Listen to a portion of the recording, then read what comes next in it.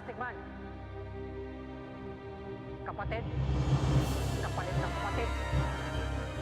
Pamilya, Elastic Man. Pamilya!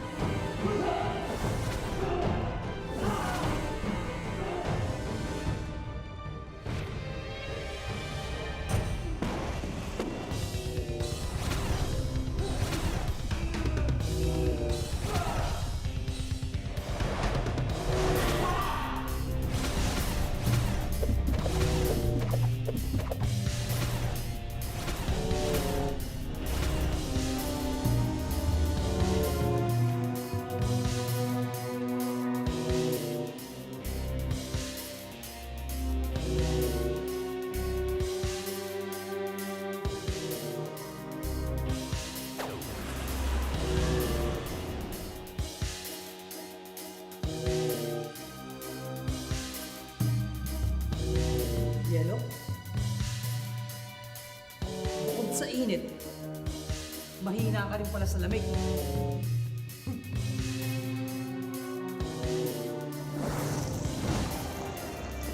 Gusto mo na, Elastic Man? Time first! Paano ako makakalaban sa'yo? Hindi ako makagalaw. Pinatay mo mga kaibigan ko. Sinira mo ang pamilya ko. Mamamatay ka na ngayon!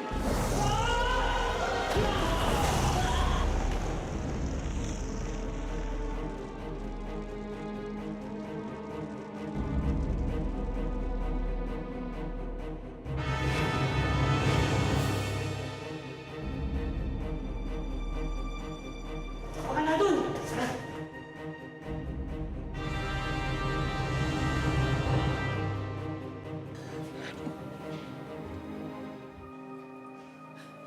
Kuya Miguel, Huwag ka na maingay. Baka marinig tayo.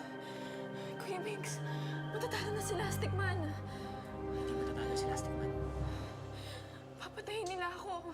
Hanggat nabubuhay ako, walang pwedeng manakit sa'yo. Hindi kita papabayaan. Dahil kapatid kita.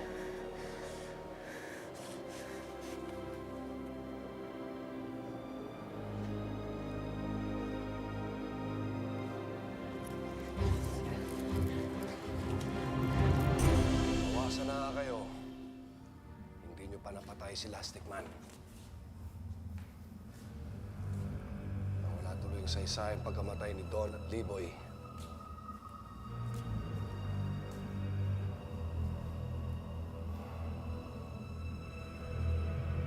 Pero boss, may natuklasan kaming bagong kahinaan niya.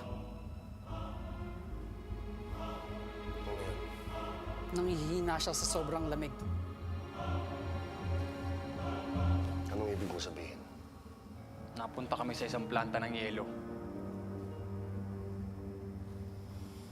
Planta ng yelo. Hindi ba sabi ko sa inyo sa tunawan ng bakal nyo siya dadalhin at tirahin? Boss, nakatakas eh. Pero sinundan namin siya. Tinamaan siya ni Briggs. Kaya doon sila napadpad. Pero sinundan pa rin namin siya. Tapos, Nang makita ko mabagsakan siya ng bloke ng yelo, napansin kong nangihina siya. Bumagal. At tila hindi makahinga.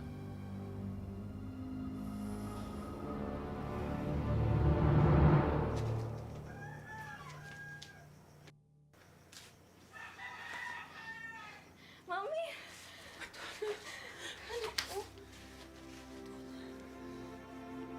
Argoy! Ano nangyari sa'yo? Hindi ka paligas. Mami, okay lang po ako. Medyo masakit lang yung braso ko kasi tinaling nila ako eh. Pero buti na lang niligtas ako ni Elastic Man tsaka ni Kuya Migs. Ha? Si pare Kuy ko tsaka si Elastic Man back to back? Talaga, Kuya Migs? Paano mo nilabanan sila Gablab? Hindi, ang gugulo niya naman eh. Yung natatalo na si Elastic Man, tinulungan ako ni Kuya Migs, tinakas niya ako. Ikaw? Wow, pare Kuy, you're my hero! kung nanghina siya at nanigas, bakit siya nakatakas. Ano? Binugahan ko kasi siya ng apoy. Mali, no? Dapat dinagdagan mo pa. Hindi mo dapat binawasan. Kung saan siya hirap na hirap, dapat doon niyo siya tirahin. Galit na kasi ako sa kanya eh. Gusto ko na siyang patayin doon. Pinatay niya si Liboy at si Don. Kaya hindi na ako nakapag-isip. Kasi hindi ka nag-iisip. Emosyon mo ang pinapairal mo. At dahil sa lintik na emosyon na yan, nakatakas si Lasting Man.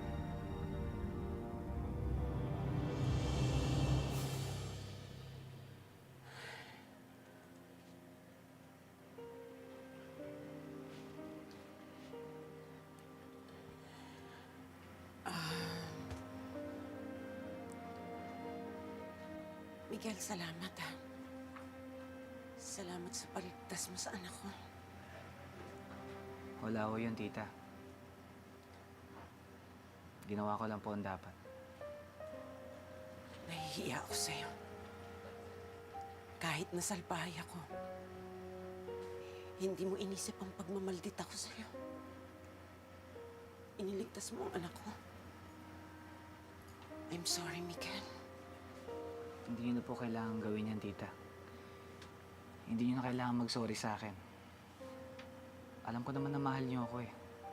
Siguro nga lang, iba ang pagpapakita niyo ng pagmamahal.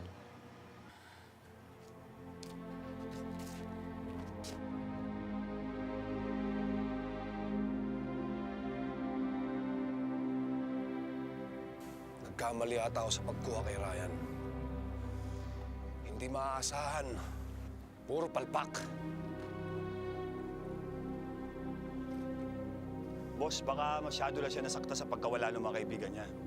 Yun na nga eh. Puro emosyon. Hindi ginagamit ang utak.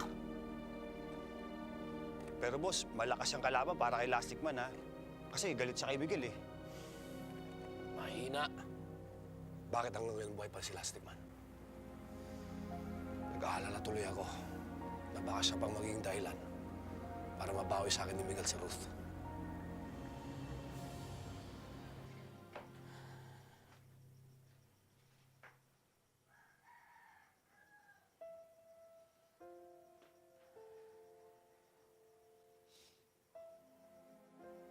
Siguro nga, napakabuting tao ni Kaloy para mapalaki ng ganitong kabait ang isang tulad ni Miguel.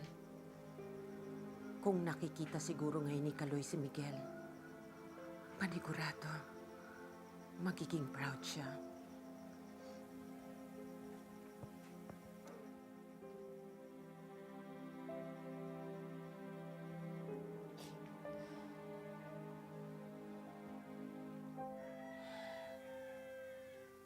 Sana, Miguel, isang araw makabawi naman ako sa kabutihan mo sa aming mag-ina. Kahit ano siguro gagawin ko. Tulad ng pagtataya mo ng buhay mo para iligtas ang anak ko. Salamat, Miguel.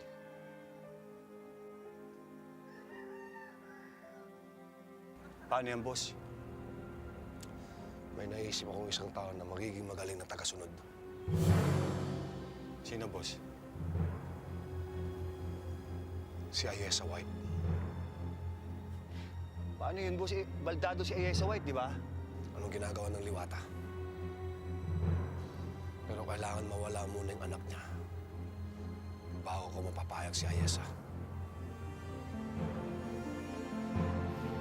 Hindi na mga supporters ng Lasting Man sa isang plaza mamaya. In-expect doon na darating si Lasting Man. Doon yun na siya papatayin. Sige, boss.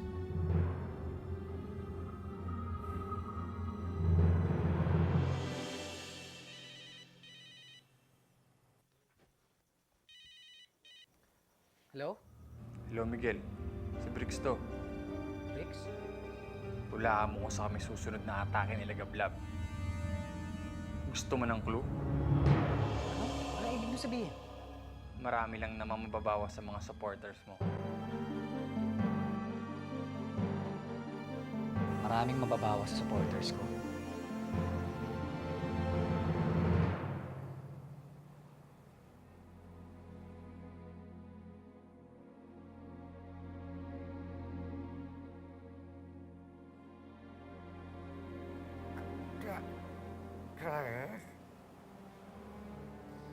How are you, Ayasa? Paralisado ka na. Patay ng kalahati ng katawan mo.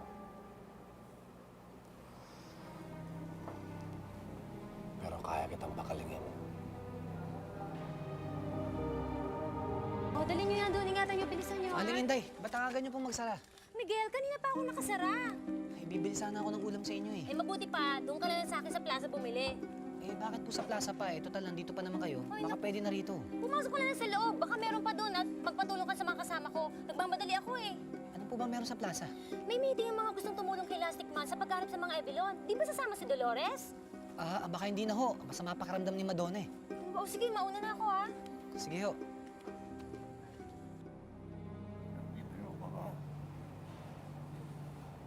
Hindi ako napipiro. Kung papayag ka sa papagawa ko,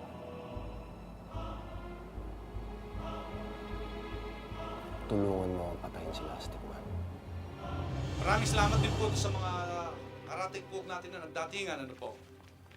Sa gabing ito, mga kapatid, nakikita ko ang magandang pagkakaisa. Ayasa,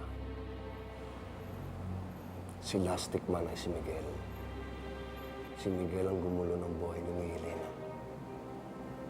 Gagamitin niya ang pagkalakablab ni Ryan para ipaggiganti ang pangapi sa kanya.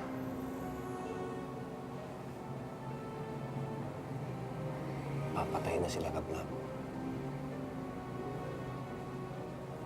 Papatay niya ang anak mo.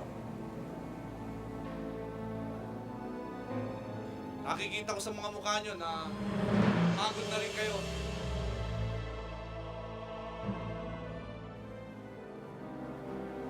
Dadaling kita sa anak mo para patunayan ko sa yung totoong sinasabi ko.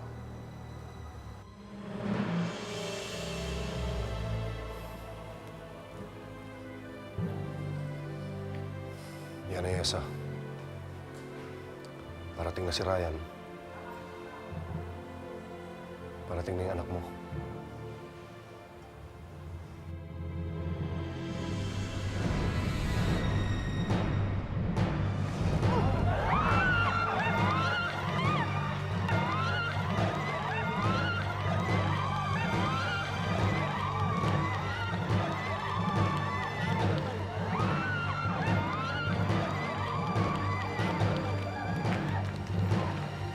Nasaan si Lastic Man?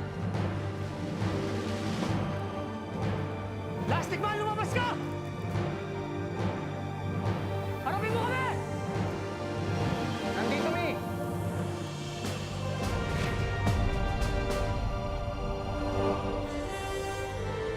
Dito na, May. Boy Talong, Boy Pospro. What do you want?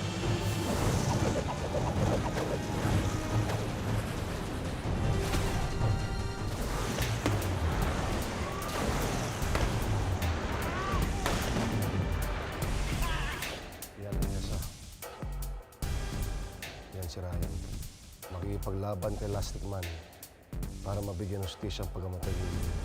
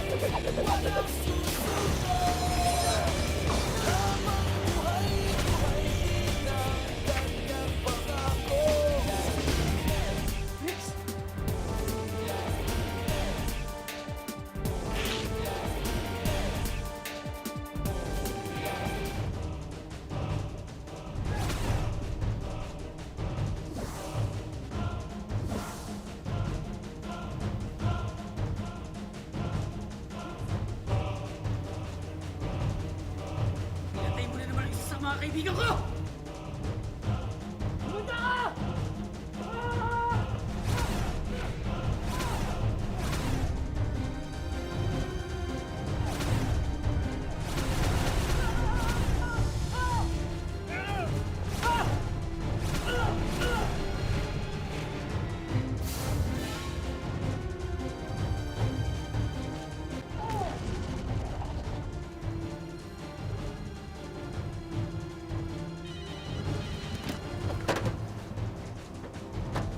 Boss. Oras na. Yes, boss.